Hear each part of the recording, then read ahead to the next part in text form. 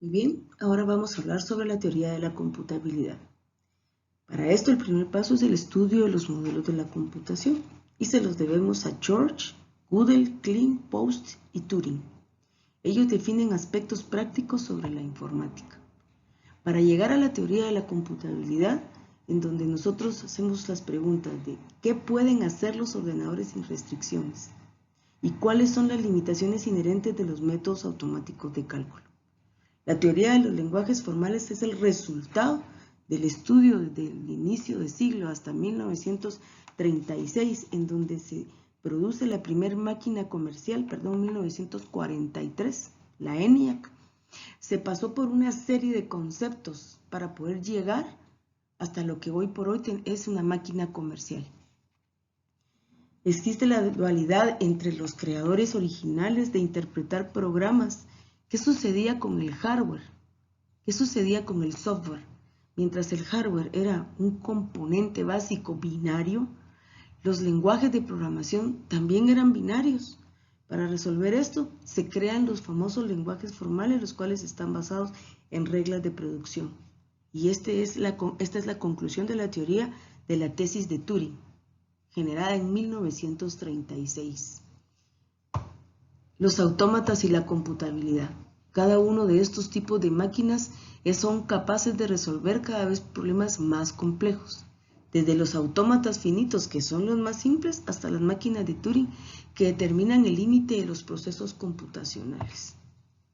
Así también son reconectadoras de los lenguajes estructurados por frases, desde 0, el tipo 0, que es el más complejo, hasta llegar al 3, que es el más simple, e incluso interpretar la tesis de Turing. Términos de un sistema computacional nunca podrían efectuar un análisis sintáctico de aquellos lenguajes que están por encima de los lenguajes estructurados por frases según la jerarquía de Chomsky.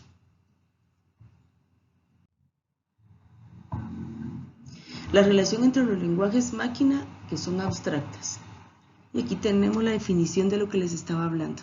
Los lenguajes de tipo 0, que son las máquinas de Turing, que son los más complejos porque ellos tienen algoritmos capaces de definir modelos matemáticos. No obstante, se descubrió, según el estudio, que no era capaz una máquina de resolver o un algoritmo todos los problemas matemáticos. Y de ahí deriva la definición de varios tipos de programas.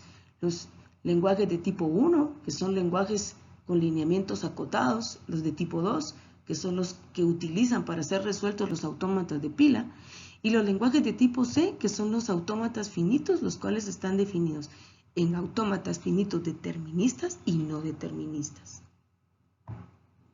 Existe también una serie de lenguajes que no son enumerables, porque van a depender del tipo de aplicación y el tipo de autómata o máquina en donde lo vayamos a implementar.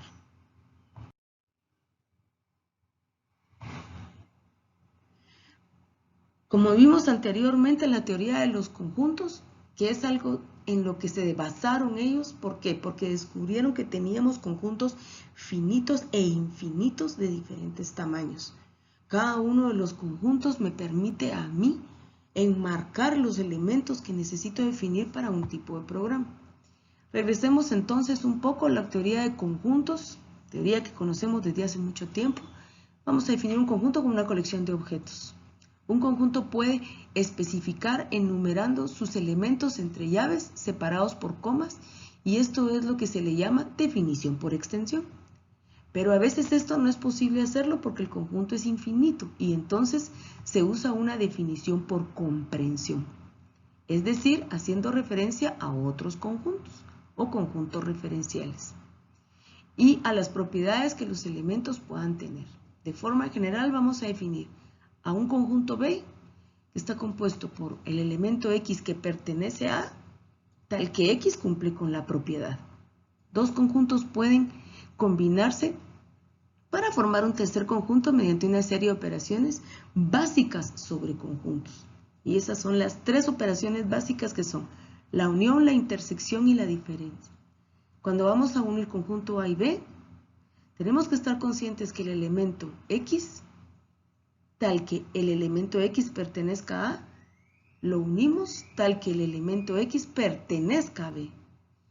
En la intersección, vamos a hablar de A intersección B cuando un elemento X, tal que X pertenezca a A, y su intersección permita que ese elemento X pertenezca también a B. No es como el anterior, que es tal que X pertenezca a B, ¿verdad? Y diferencia A, diferencia en B, es como se lee, es el elemento X, tal que X pertenezca a, intersección X no pertenece al al conjunto B. El recordatorio de las propiedades, ¿verdad? Que son operaciones que pueden deducirse fácilmente a partir de sus definiciones. La idempotencia, la conmutatividad, la idempotencia que nos habla de la unión del mismo conjunto que pertenece al conjunto, tanto en su unión como en su intersección. Cuando hablamos de conmutar, hablamos de que unir un elemento A y B es igual a unir a un elemento B y A. Lo mismo sucede con intersección. Cuando hacemos la asociatividad, que es asociar tanto la unión con la intersección de un tercer conjunto y viceversa. La distributividad, que es unir un elemento A la intersección de otros dos elementos. La absorción, que es unir la intersección de un elemento con la unión de dos elementos. Y las leyes de Morgan, que nos permiten hacer el álgebra de conjuntos.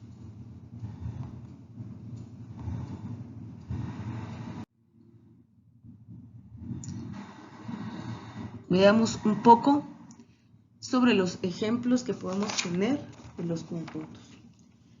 Y este es el famoso conjunto potencia, llamado también conjunto de las partes, que es la colección de todos los conjuntos de A, que a su vez puede ser llamado conjunto de la parte de A o llamado como el conjunto de las partes de A y se denota como P de A. Una partición es un conjunto no vacío, esta es una de ellas, de un subconjunto, su sumatoria, la sumatoria de los elementos de 2 elevado a A. Y el ejemplo dice que el conjunto A está compuesto por los elementos C y D.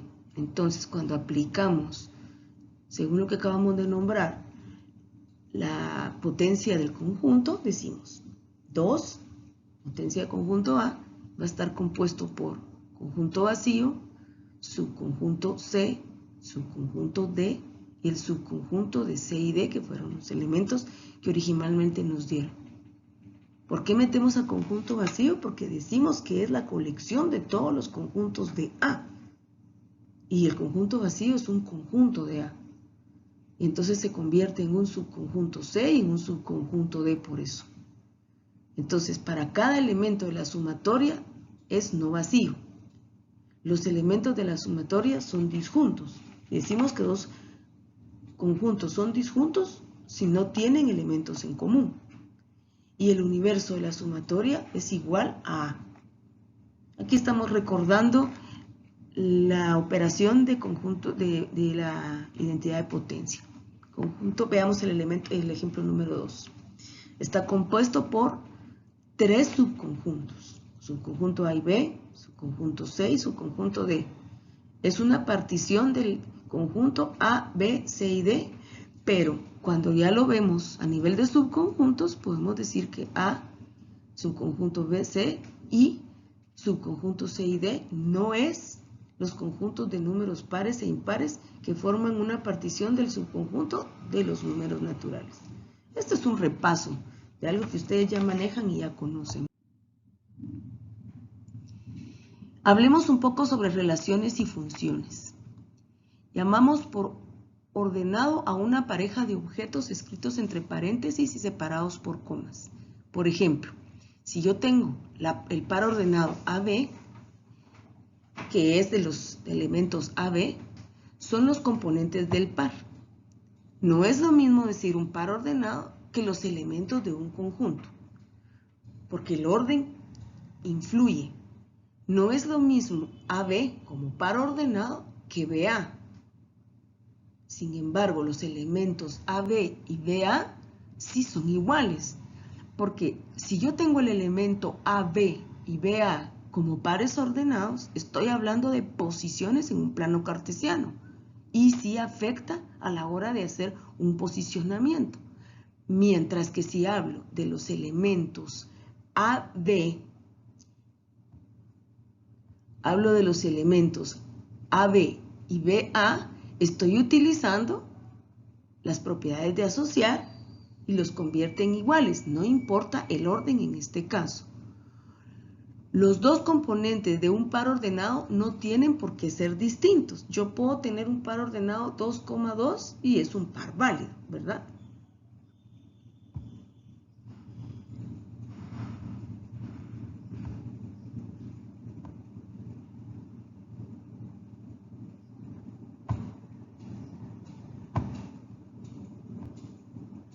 El producto cartesiano de dos conjuntos lo podemos denotar como la multiplicación de los conjuntos A por B. Todos los pares ordenados AB, donde A pertenezca al conjunto A y el elemento B pertenezca al conjunto B. Vamos a ver un ejemplo. Dados los conjuntos 1, 3, 9 y los conjuntos B, C, D, el producto cartesiano sería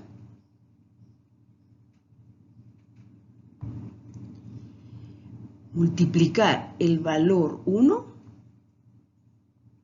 del primer conjunto por cada uno de los elementos del otro conjunto. Y aquí está el resultado. 1 por B, 1 por B, 1 por C, 1 por D y así respectivamente. Y si se dan cuenta, esto es un repaso de lo que ustedes ya manejan y ya han hecho. Esto lo tuvieron que haber trabajado en la mate discreta. Por eso es tan importante el curso de matemática discreta para un informático, porque forma dentro de su capacidad de análisis simple y sencillamente lógica. Porque si los creadores de la teoría de la computabilidad o computación, que fueron Church, Gödel, Klein, Post y Turing, utilizaron la teoría de los conjuntos, ellos empiezan a utilizar la teoría de los conjuntos que había sido definida entre 1870 y algo finales e inicios del siglo anterior, 1917-18, y ellos empiezan a utilizar esta definición de agrupar por medio de conjuntos elementos para que nosotros podamos agrupar las posibilidades de definir lenguajes formales y poder diseñar con esto lenguajes de aplicación. Esto es lo importante de las relaciones y funciones de los conjuntos para la aplicación de este curso. Agradezco muchísimo su atención y estaré dejando dentro del portal un par de ejercicios de conjuntos para que los podamos resolver. Gracias.